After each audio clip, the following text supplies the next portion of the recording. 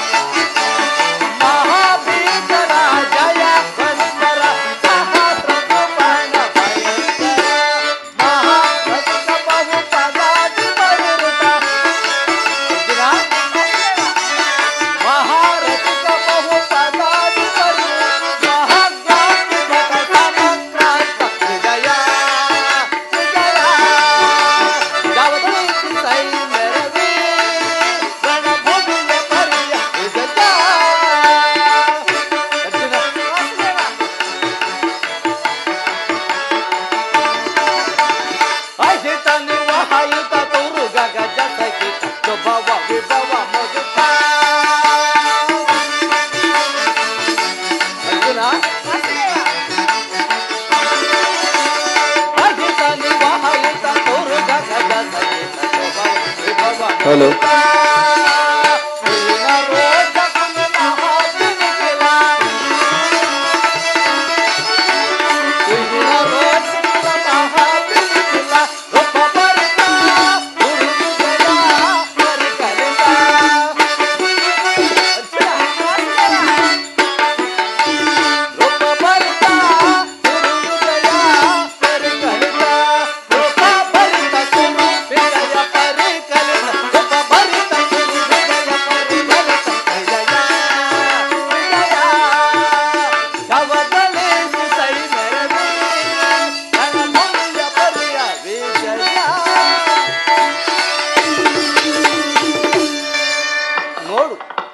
ಕೌರವನ ಚತುರಂಗ ಬಲ ಸಮೇತವಾದ ಸೈನ್ಯ ಉನ್ಮಿತವಾದ ಸಾಗರದಂತೆ ಕಾಣುತ್ತದೆ.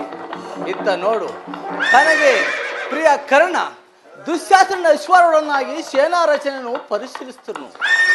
ಅವರ ಹಿಂದೆ ಸೌಮ್ಯರ ರಾಜನಾದ ಶಕುನಿ, ಜಯದ್ರಥನ ಬಲಗಡೆ ಒಂದೇ ವಿಧವಾದ ಚತುರಶ್ವ ರಥಗಳಲ್ಲಿ ಕುಳಿತಿರುವವರೇ ಕೌರವೇಶ್ವರನ 98 ಮಂದಿ ಸಹೋದರರು.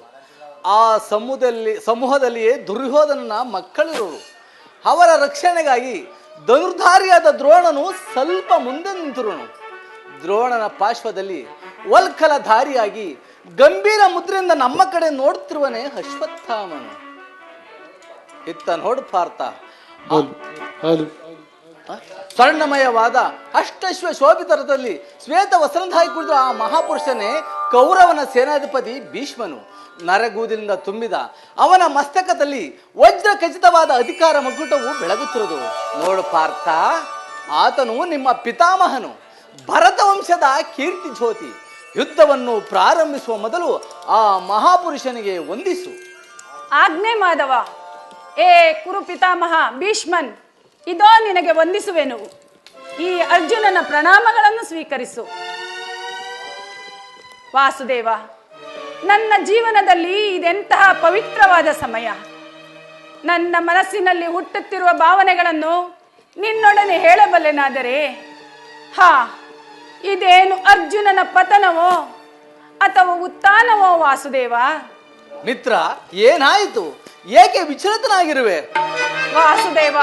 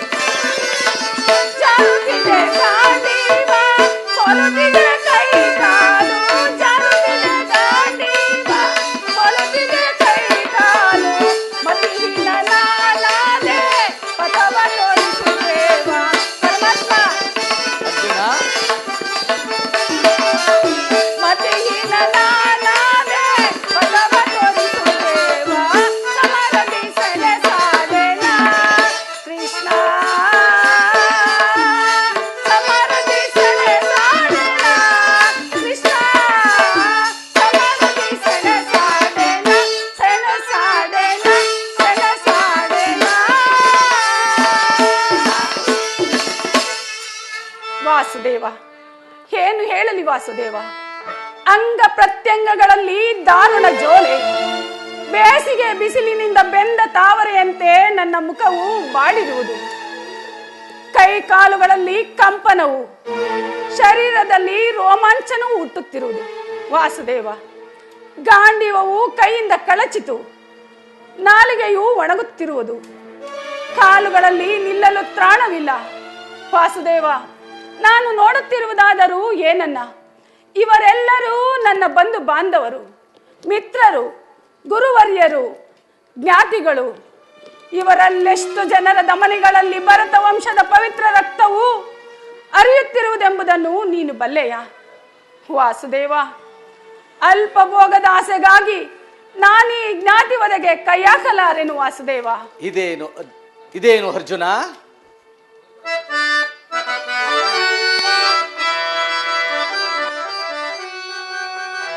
ಕುತತ ಕಶ್ವಲವಿದ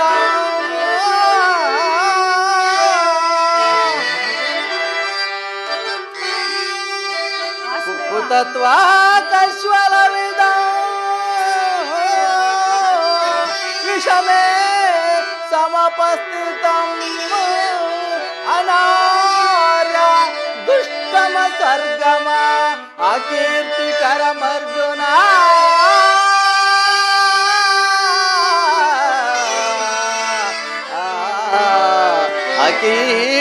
ಅಕೀರ್ತಿಕರಮರ್ಜುನ. ಅರ್ಜುನ, ಈ ವಿಷಮ ಅವಸರದಲ್ಲಿ ಇಂತಹ ಕಶ್ಮಲ ಭಾವವು ನಿನ್ನಲ್ಲಿ ಹೇಗೆ ಹುಟ್ಟಿತು? ಕ್ಷತ್ರಿಯ ವೀರನಾಗಿ ಅನರ್ಹನಂತೆ ವರ್ತಿಸುವೆಯ?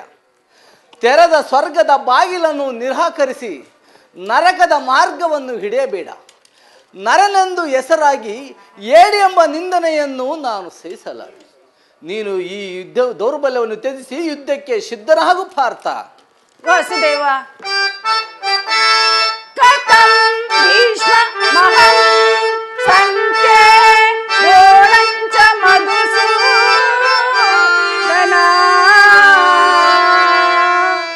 ಈಶುಭಿಃ ಪ್ರತಿಯೋತ್ಸಾಮಿ ಈಶುಭಿಃ ಪ್ರತಿಯೋತ್ಸಾಮಿ ಪೂಜಾರ್ಹ ವರಿಸೂದನ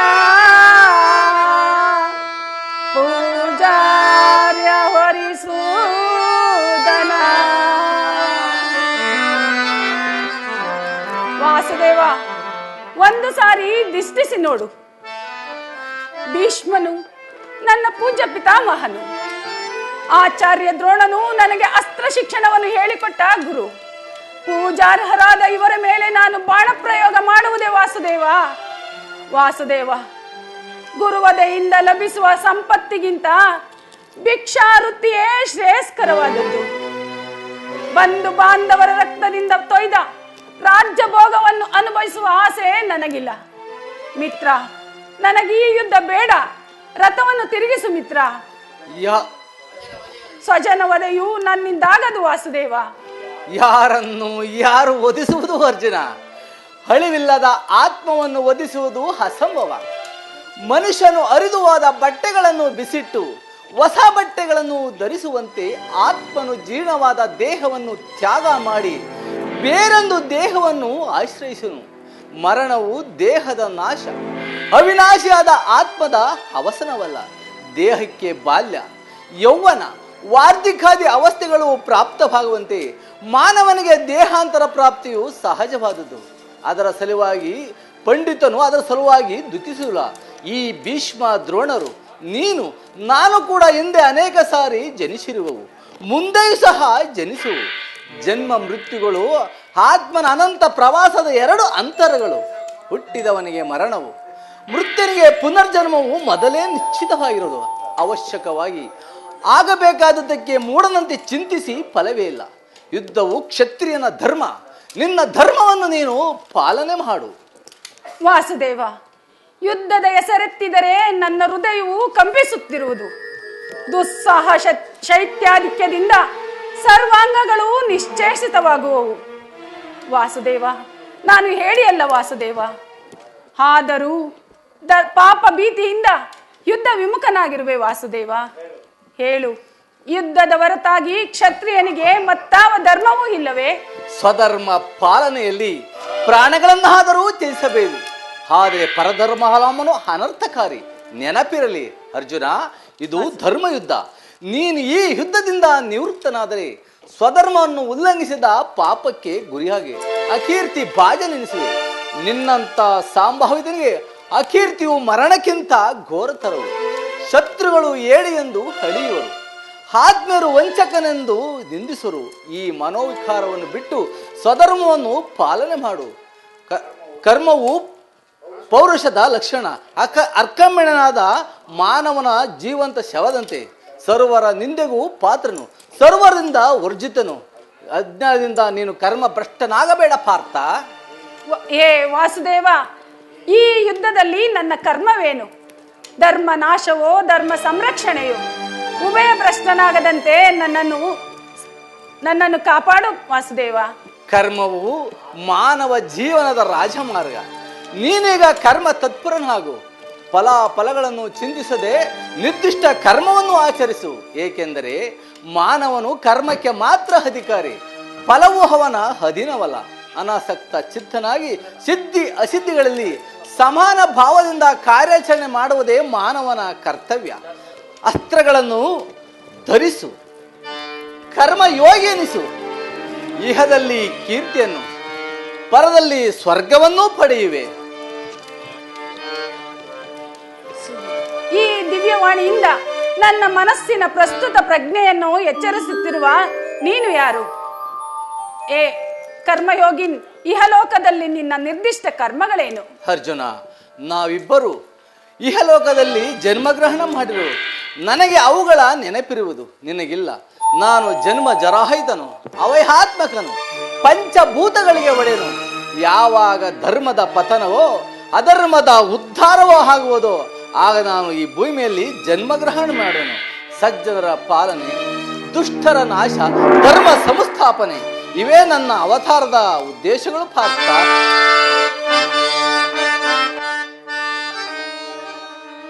ಯದಾ ಯದಾ ಧರ್ಮಸ್ಯ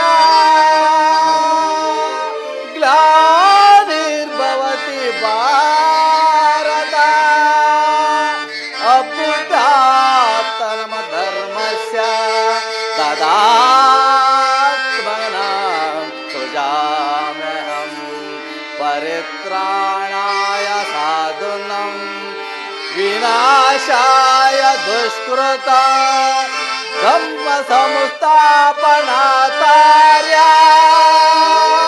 ಸಂಭವಾಮಿ ಯುಗೇ ಯುಗೇ ಯುಗೇ ಯುಗೇ ಯುಗೇ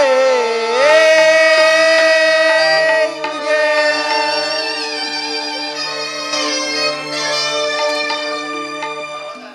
ನಿನ್ನ ಅವತಾರದ ಗುರುತುಗಳೇನು? ನಿನ್ನನ್ನು ಕಂಡುಹಿಡುವ ಬಗೆ ಹೇಗೆ? ನಾನು- ಉತ್ತರವನ್ನು ಕರುಣಿಸು ಮಹಾಮಹಿಮ. ನಾನು ಮಾಯಾರೂಪಿ, ಧರಿತ್ರಿ ಎನಿಸಿ ಸರ್ವ ಪ್ರಪಂಚವನ್ನು ಧಾರಣ ಮಾಡುವೆನು. ಜಲರೂಪದಿಂದ ಪ್ರಾಣಿಗಳಿಗೆ ಜೀವವನ್ನೂ ಕೊಡುವೆನು. ಅಗ್ನಿಮಯವಾಗಿ ಅವುಗಳ ಶಕ್ತಿಗಳನ್ನು ವರ್ಧಿಸುವೆನು.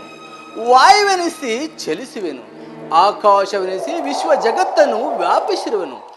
ಮನೋಬುದ್ಧಾಂಕಾರ ತ್ರಿಗುಣಾತ್ಮಕ ರೂಪದಿಂದ ಮಾನವನ ಪ್ರಜ್ಞೆಯನ್ನು ಜಾಗೃತಗೊಳಿಸಿ ಆತ್ಮವಿಶ್ವಾಸ ರಾಜಪದದಲ್ಲಿ ನಡೆಸುವೆನು.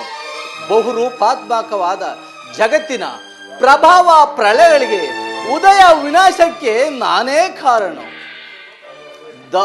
ಸರ್ವಶ್ರೇಷ್ಠವೂ ಸರ್ವಂತಾಮಿಯೂ ಆದ ಪರವಸ್ತುವೂ ನಾನು. ದಾರದಲ್ಲಿ ಮಣಿ ಸಮೂಹವನ್ನು ಪೋಣಿಸಲ್ಪಟ್ಟಂತೆ ಈ ವಿಶ್ವ ಜಗತ್ತು ನನ್ನಲ್ಲಿ ಪ್ರೋತ್ಸಾಹವಾಗಿರೋದು. ನಾನು ನೀರಿನಲ್ಲಿ ರಸಾತ್ಮಕನು, ಚಂದ್ರ ಸೂರ್ಯರ ಕಾಂತಿಯು ನನ್ನದು. ವೇದಗಳಲ್ಲಿ ಓಂಕಾರವು ನಾನು, ಮನುಷ್ಯರಲ್ಲಿ ಪೌರುಷವು ನನ್ನದು. ಸಮಸ್ತ ಭೂತಗಳ ಅಧಿಕಾರನು ನಾನು. ನಾನು ದೇವತೆಗಳಲ್ಲಿ ಇಂದ್ರನು, ವೇದಗಳಲ್ಲಿ ಸಾಮುವು, ಪರ್ವತಗಳಲ್ಲಿ ಮೇರುವು, ರುದ್ರರಲ್ಲಿ ಶಂಕರನು, ಋಷಿಗಳಲ್ಲಿ ಅಗಣ್ಯ ಅನಂತ ಅಬೋಧ, ಅದರಲ್ಲೊಂದು ಅಲ್ಪಾಂಶದ ಜಗತ್ತಿನ ಸೃಷ್ಟಿ ಪ್ರಳಯವೂ ನಡೆಯುವುದು. ಜನಾರ್ದನ, ನಿನ್ನ ನುಡಿಗಳಿಂದ ನನ್ನ ಮೋಹವು ನಾಶವಾಯಿತು, ಹೃದಯದ ಅಂಧಕಾರವೂ ಹರಿಯಿತು. ಯೋಗೇಶ್ವರ, ನಿನ್ನ ಈಶ್ವರ ರೂಪವನ್ನು ನನಗೆ ತೋರಿಸಿ ನನ್ನನ್ನು ಕೃತಾರ್ಥನನ್ನಾಗಿ ಮಾಡು. ತಥಾಸ್ತು ಪಾರ್ಥ, ನನ್ನ ಸೌಮ್ಯಮೂರ್ತಿಯ ದರ್ಶನ ಮಾಡು. ಕರಾಳ ಕಾಲ ಸ್ವರೂಪನು ನಾನು.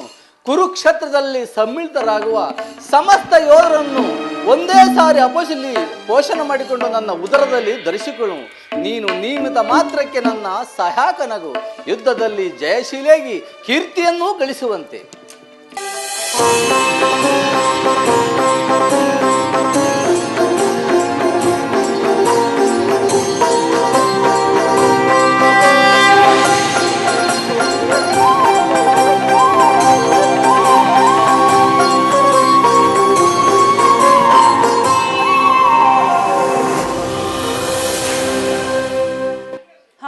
ಎಂತಹ ಭಯಾನಕ ರೂಪವಿದು.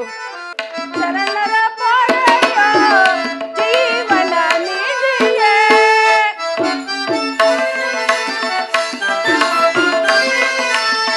ಶರಣರ ಪಾಳೆಯ ಜೀವನ ನಿಧಿಯೇ, ದಾರಿ ಕಾಣದೆ ಒಂದು ಮಾಡಲಿದೆ, ದಾರಿ ಕಾಣದೆ ಒಂದು ಮಾಡಲಿದೆ.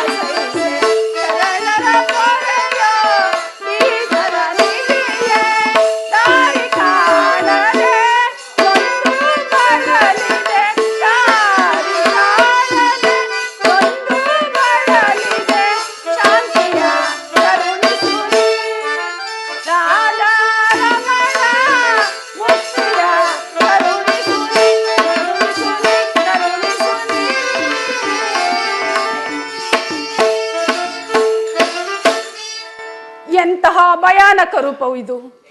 ಮಾನವ ಚಕ್ಷುಗಳಿಂದ ಇದನ್ನು ನೋಡಲಾರೆನು. ಏ ಪ್ರಭು, ನಿನ್ನ ಸೌಮ್ಯ ರೂಪವನ್ನು ಧಾರಣ ಮಾಡು. ಕರುಣಾಮಯನೇ, ಭಕ್ತ ಪರಾಧೀನ, ಭಕ್ತರ ಹೃದಯದಲ್ಲಿ ಆನಂದದ ತರಂಗಗಳನ್ನೆಬ್ಬಿಸುವ ನಿನ್ನ ಸುಂದರವಾದ ಮಂದಹಾಸವನ್ನು ಬೀರು.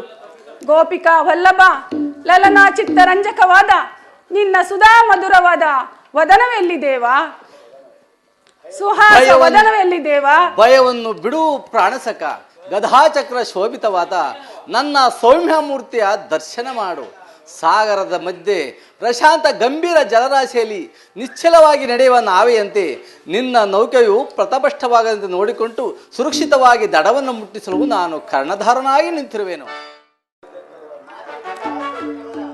10 ದಿನಗಳ ಘೋರ ಯುದ್ಧ ತರುವಾಯ ಭೀಷ್ಮನು ಪರಾಜಿತನಾದನು. ನಮ್ಮ ವಿಜಯೋನ್ಮುಖ ಸೂರ್ಯನು ಉದಯವಾಗುವನೆಂದು ತಿಳಿದಿದ್ದೆವು. ಆದರೆ ದ್ರೋಣರ ಚಕ್ರವ್ಯೂಹವು ನೋಡಿ ನಮ್ಮ ಆಸೆಯು ವಿಫಲವಾಯಿತು. ಮಹೋದರದಲ್ಲಿ ಸ್ವತಃ ದ್ರೋಣರನ್ನು ತನುದ್ಧಾರವಾಗಿ ನಿಂತಿರುವಾಗ ಹಾಗಾದರೆ ನಾವು ಮದುವೆಯನ್ನು ರಚಿಸಲೇಬೇಕು. ನಿನ್ನೆ ದಿನ ನಾನು ಪ್ರಯತ್ನಿಸಿ ನಿರಾಶನಾಗಿ ಹಿಂದಿರುಗಿದನು. ಭೀಮಸೇನ ಕೃಷ್ಣಾರ್ಜುನರು ಇದ್ದಿದ್ದರೆ ಚೆನ್ನಾಗಿರುತ್ತಿತ್ತು. ಅರ್ಜುನನು ವಿವಾಹಭೇದ ಪದ್ಧತಿಯನ್ನು ತಿಳಿದಿದ್ದನು. ಕೃಷ್ಣ ಅರ್ಜುನರು ಯುದ್ಧ ಭೂಮಿಯ ಮತ್ತೊಂದು ಪಾರ್ಶ್ವದಲ್ಲಿ ಸಮಸಪ್ತಕರನ್ನು ಹೋರಾಡ್ತಿರುವರು. ಅವರು ಈ ಬೇಗ ಹಿಂದಿರುಗುವ ಸಂಭವವೇ ಇಲ್ಲ. ಈಗಿದರ ಉಪಾಯವೇನು? ಹಾಗಾದರೆ ನಾವೊಂದು ಉಪಾಯವನ್ನು ಚಿಂತಿಸಲೇಬೇಕು. ಎಲ್ಲವಾದರೆ ಪರಾಜಯ. ಇದಂತಹ ಮಾತು ದೊಡ್ಡಪ್ಪ. ನಿನ್ನ ಕೈಯಲ್ಲಿ ಈ ಗದೆ ಇರುವಾಗ, ನನ್ನ ಪೂಜೆ ತಂದೆಯ ಕಪಿಧ್ವಜಿಯು ಯುದ್ಧ ಭೂಮಿಯಲ್ಲಿ ಹಾರಾಡುತ್ತಿರುವಾಗ ಪಾಂಡವರಿಗೆ ಅಪಜಯವೇ? ಈಗ ನಮಗೆ ಒದಗಿರುವಂತಹ ಆಪತ್ತಾದರೂ ಏನು? ಕುಮಾರ, ದ್ರೋಣರಿಂದ ರಕ್ಷಿತವಾದ ಕೌರವ ಯೋಧರ ಬಾಣವು ಪರಂಪರೆಯಿಂದ ನಮ್ಮ ಸೈನ್ಯವು ಹತವಾಗುತ್ತಿರುವುದು. ದೊಡ್ಡಪ್ಪ,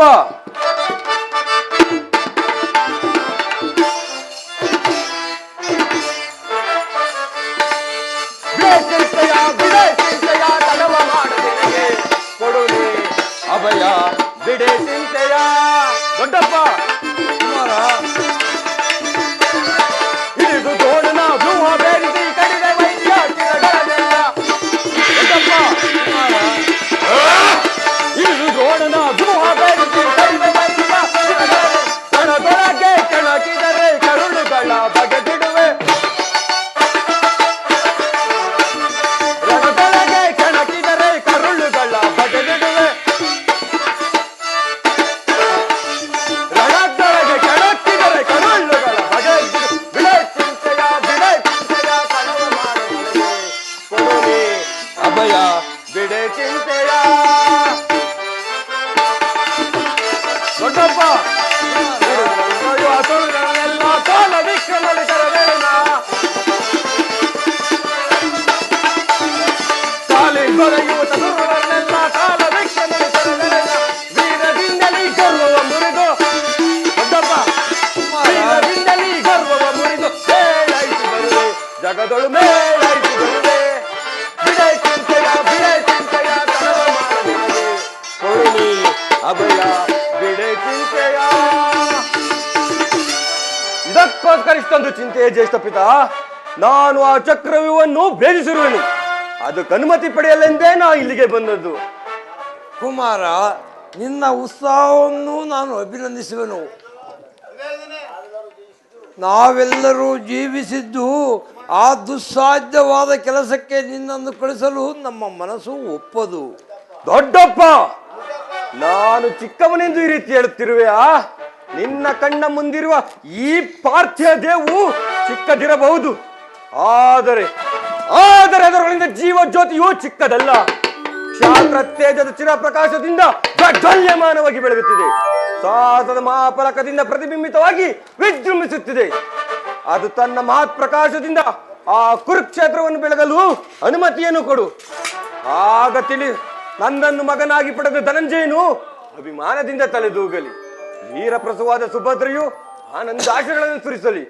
ಯೋಗ್ಯಾವಸರು ದೊರೆತಾಗ ಧೈರ್ಯದಿಂದ ಹೋರಾಡಿ ಕೀರ್ತಿಶಾಲಿಯಾಗುವುದು ಶಾಸ್ತ್ರದ ನಿಯಮ. ಮರಣ ಕಂಜಿ ಶತ್ರುಗಳ ಸಂಹಾರಕ್ಕಾಗಿಡಿದ ಈ ಕಣ್ಣದಿಂದ ಅಡಿಗೆ ಮನೆಯ ಕಾಯಿ ಪಲ್ಯವನ್ನು ಕತ್ತರಿಸುತ್ತಾ ಕುಳಿತುಕೊಳ್ಳುವುದಲ್ಲ. ದೊಡ್ಡಪ್ಪ, ನಾನು ತಾಯಿಯ ಗರ್ಭದಲ್ಲಿರುವಾಗಲೇ ಆ ಚಕ್ರವನ್ನು ಬೇಯಿಸುವ ಉಪಾಯವನ್ನು ಅರಿತಿರುವೆನು. ಈಗ ಅದರ ಉಪಯೋಗಕ್ಕೆ ಅವಕಾಶವೂ ದೊರೆತಿರುವುದು. ಅದನ್ನು ವ್ಯರ್ಥ ಮಾಡಬೇಡ ತಂದೆ. ನನಗನುಮತಿಯನ್ನು ಕೊಡು. ಆಗ ತಿಳಿಯುವೆ ಪಾರ್ಥನ ಮಗನು ಪಾರ್ಥನಂತೆ ಪರಾಕ್ರಮಶಾಲಿ ಎಂದು. ಕುಮಾರು ಬಾಪು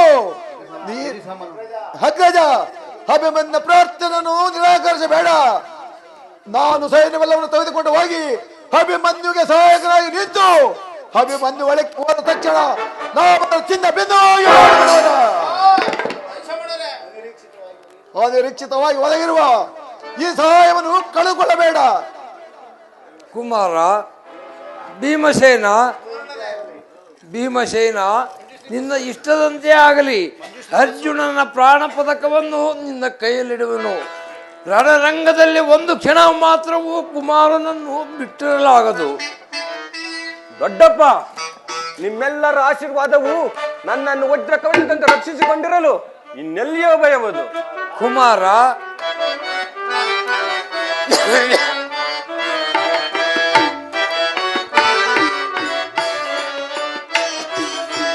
ರಣದಿ ಸೆಣಸಿ ಜಯವಾಗಳಿಸಿ. ಕುಮಾರ, ದೊಡ್ಡಪ್ಪ, ರಣದಿ ಸೆಣಸಿ ಜಯವಾಗಳಿಸಿ ವರದಿ ಹೋಗಿ ಬಾಕಂದ ದಿ ಸೆಣಸಿ ಜಯವಾಗಳಿಸಿ.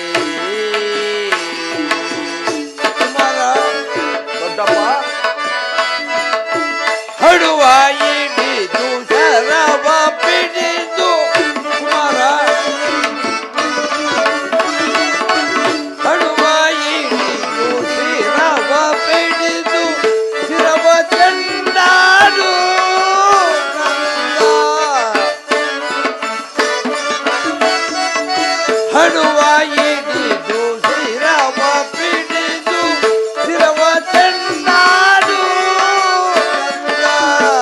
ದೊಡ್ಡದಿಕ ಧರ್ಮ ಯುದ್ಧದಿ. ಕುಮಾರ, ದೊಡ್ಡಪ್ಪ,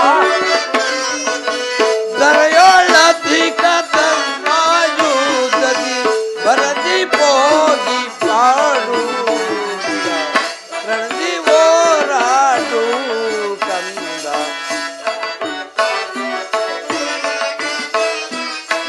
ರಣದಿ ಸೆಳೆಸಿ ಜಯವಾಗಳಿಸಿ ಹೋಗಿ ಬಾ ಕಂದ ಸೆಣಸಿ ಜಯವಾಗಳಿಸಿ.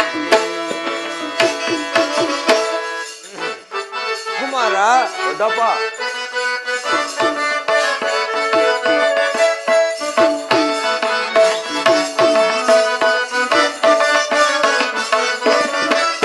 ನಂದ ಗೋವಿಂದ ಮುಕುಂದ ಮಾವನಿಂದ ಇಂಗಳಿಂದಲೂ ಸುಲಭ ಕಂದ.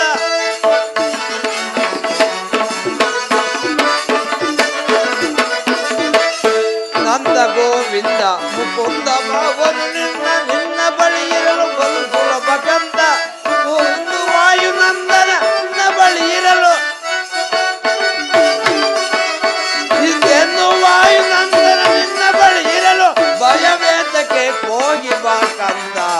ರಣದಿ ಸೆಣಸಿ ಜಯವಾಗಳಿಸಿ ರಣದಿ ಹೋಗಿ ಬಾ ಕಂದ. ರಣದಿ ಸೆಣಸಿ ಜಯವಾಗಳಿಸಿ. ಕುಮಾರ, ದೊಡ್ಡಪ್ಪ,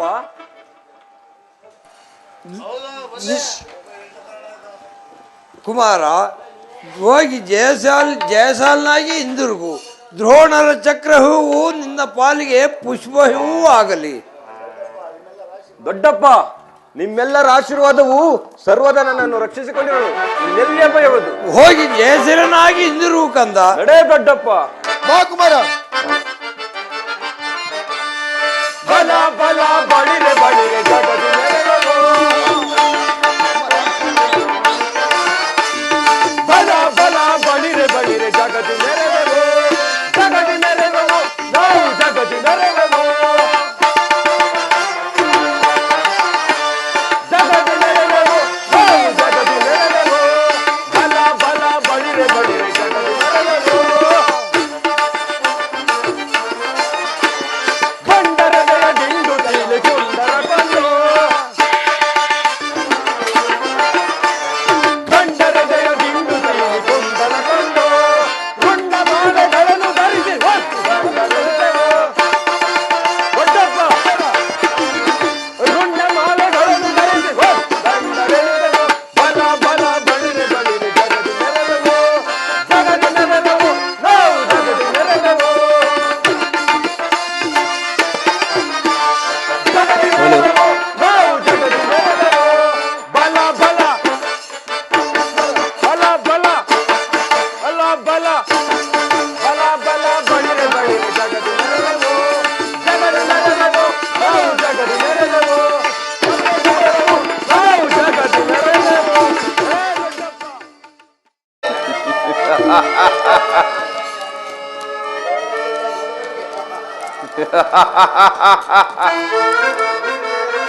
ಇಷ್ಟು ದಿನದ ನನ್ನ ಪರಿಶ್ರಮ ವಿಫಲವಾಯಿತು. ನನ್ನ ಬುದ್ಧಿ ಕೌಶಲ್ಯದಿಂದ ದುರ್ಯೋಧನನ ಬಂಧು ಮಿತ್ರರೆಲ್ಲರೂ ಹತರಾದರು. ಆದರೂ ಅವನ ಕಣ್ಣಲ್ಲಿ ಒಂದು ತೊಟ್ಟು ನೀರು ಬರಲಿಲ್ಲ. ರಾಜ್ಯದಲ್ಲಿ ಅಶಾಂತಿಯ ಬಿರುಗಾಳಿಯನ್ನೆಬ್ಬಿಸಿ ಹಸ್ತಿನಾವತಿ ರತ್ನ ಸಿಂಹಾಸನವನ್ನು ರತ್ನದ ಕೋಡಿಯಲ್ಲಿ, ಆದರೂ ಅವನು ಆ ಕಡೆ ದೃಷ್ಟಿಸಲೇ ಇಲ್ಲ. ರೋಮ ರೋಮಗಳಲ್ಲಿ ಕೋಟಿ ಸಿಲಿನ ಆಘಾತವನ್ನು ಆದರೂ ಅವನು ಚಲಿಸಲಿಲ್ಲ. ಎಂತಹ ವೀರ ಪುರುಷನಿವನು! ಅವನ ಹತಪತನಕ್ಕಾಗಿ ನಾನು ಮಾಡಿದ ಒಂದೊಂದು ಕೂಟತಂತ್ರಗಳು ಅವನ ಮಹತ್ವದ ಗುಣಗಳನ್ನು ಒಂದೊಂದಾಗಿ ಪ್ರಕಾಶಮಾನಕ್ಕೆ ತರುತ್ತಿರುವವು. ಇನ್ನೊಂದು ಸಾರಿ, ಕಡೇ ಸಾರಿ ಪ್ರಯತ್ನಿಸಿ ನೋಡುವೆನು. ಅವನ ಸ್ವಾಭಿಮಾನವನ್ನು ನಾಶ ಮಾಡಿ ಪಾಂಡವರ ಪದತಳದಲ್ಲಿ ತಲೆಬಾಗುವಂತೆ ಮಾಡುವನು. ಅದು ಅವನೇ ಬಂದ.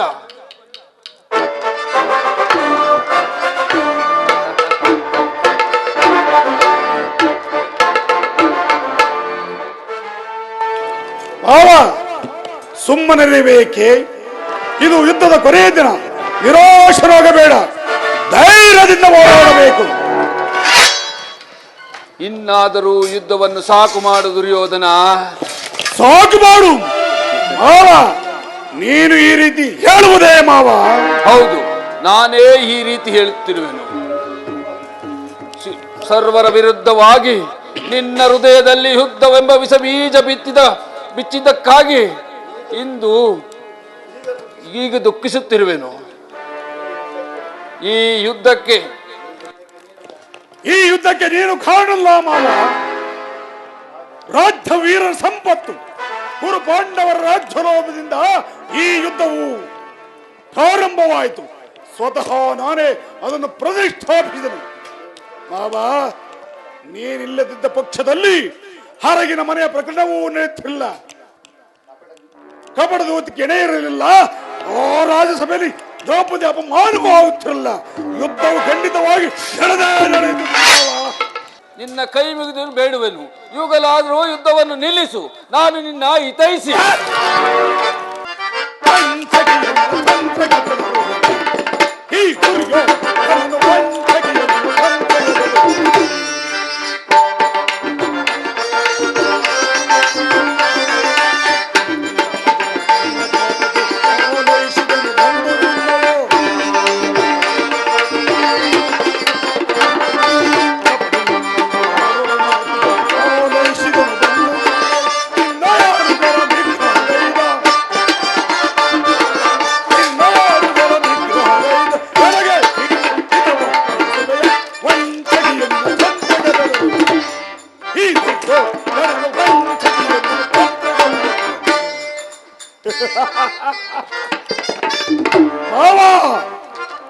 ನಿನ್ನ 100 ಜನ ಸಹೋದರನು ನಿರಾಹಾರದಿಂದ ಕೊಂದ ನನಗೆ ನೀನು ಹಿತೈಷಿಯಾಗಲು ಸಾಧ್ಯವೇ ಮಾವ? ಆ ವಿಚಾರವೆಲ್ಲ ಹೀಗೆ ಏಕೆ ದುರ್ಯೋಧನ? ಆದರೂ ನಿನ್ನ ಸಮೀಪದಲ್ಲಿಟ್ಟುಕೊಂಡೆ. ಹೆಜ್ಜೆಗೂ ನರಕದ ಹೋಗಿ ತಳ್ಳಬೇಕೆಂದು ತಿಳಿದರೂ ನಿನ್ನ ಪ್ರಿಯ ಬಂದ ಒಂದು ಆಲೋಚಿಸಿದೆ. ಇದರ ಕಾರಣ ಗೊತ್ತೇ ಶಕುನಿ? ಗೊತ್ತು. ತುಚ್ಛ, ನೀಚ, ವಂಚಕಿ, ಕ್ಷುದ್ರ ಜೀವಿ ಎಂದು ಸುಮ್ಮನಾಗಿ ಬಿಟ್ಟೆ.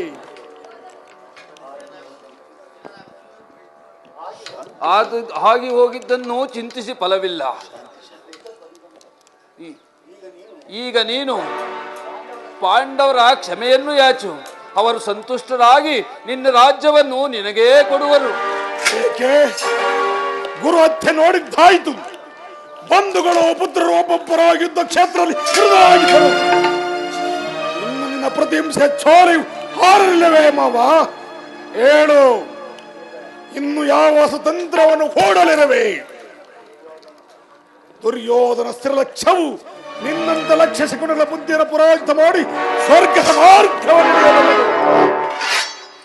ಪಾಂಡವರ ಪದದಳದಲ್ಲಿ ಈ ದುರ್ಯೋಧನದ ಮಸ್ತಕವನ್ನು ನೋಡಿ ಮತ್ತು ನಡೆಯಬೇಕೆಂದ್ರಲೇ ಅವ ನಗು ನಗು ನಲಿ ನಗು ನಲಿ.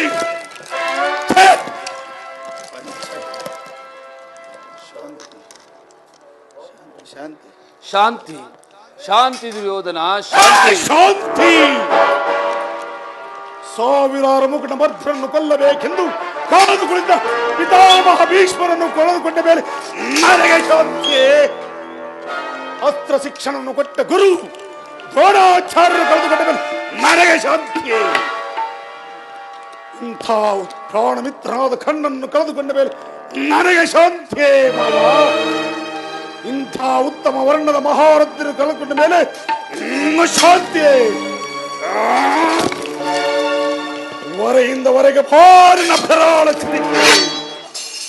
ಆ ಪಾಂಡವರ ರುಂಡವರ ಚಂಡಾಡಿ ರಣಚಂಡಿಗೆ ಆಹುತಿ ಮಾಡಿದ ಮೇಲಲ್ಲವೇ ನನಗೆ ಶಾಂತಿ ಶಾಂತಿ. ವಂಚಕ ಹಾಗೂ ಶತ್ರು ಪಕ್ಷವನ್ನು ಸೇರು. ಈ ದುರ್ಯೋಧನ ಪ್ರಚಂಡ ಅಟ್ಟಹಾಸವನ್ನು ನೋಡಿ ಚಿಗಿದ್ರಾಗು. ಇಲ್ಲವೇ ಮಿತ್ರನ ಸಂಗಡ ಬಾ. ಜೀವನ ಸನ್ಮತಿಯಿಂದ ಶತ್ರುತೆ ಕಂಪಿಸುವನ್ನು ನೋಡುವಂತೆ.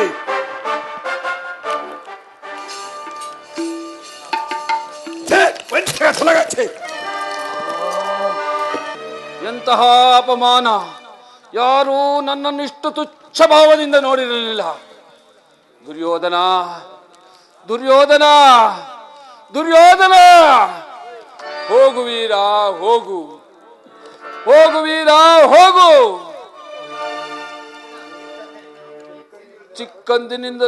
ಚಿಕ್ಕಂದಿನಿಂದಲೂ ಪ್ರತಿ ಹಿಂಸೆಯಿಂದ ಮಗ್ನನಾಗಿದ್ದ ನನ್ನೀ ಹೃದಯವು ಸ್ನೇಹ ಮಮತೆಯನ್ನು ಹರಿಯದು. ಈಗ ಜೀವನದ ಕಡೆಗಾಲದಲ್ಲಿ ನಾನು ನಿನ್ನ ಹಿತೈಷಿ ಎನಿಸುವನೆ, ಹಿತೈಷಿ ಎನಿಸುವೆನು. ನೂತನ ಪೌರುಷದಿಂದ ಹೋರಾಡಿ ವೀರ ಸ್ವರ್ಗವನ್ನು ಪಡೆ. ನಾನೂ ನಿನ್ನನ್ನು ಹಿಂಬಾಲಿಸುವೆನು. ಶಕುನಿಗೆ ಇನ್ನು ಮರಣದ ಹೊರತು ಬೇರೇನೂ ಉಳಿದಿಲ್ಲ. ಶಕುನಿಗೆ ಮರಣದ ಹೊರತು ಬೇರೇನೂ ಉಳಿದಿಲ್ಲ. ಶಕುನಿಗೆ ಮರಣದ ಹೊರತು ಬೇರೇನೂ ಉಳಿದಿಲ್ಲ. ಶಕುನಿಗೆ ಮರಣದ ಹೊರತು ಬೇರೇನೂ ಉಳಿದಿಲ್ಲ.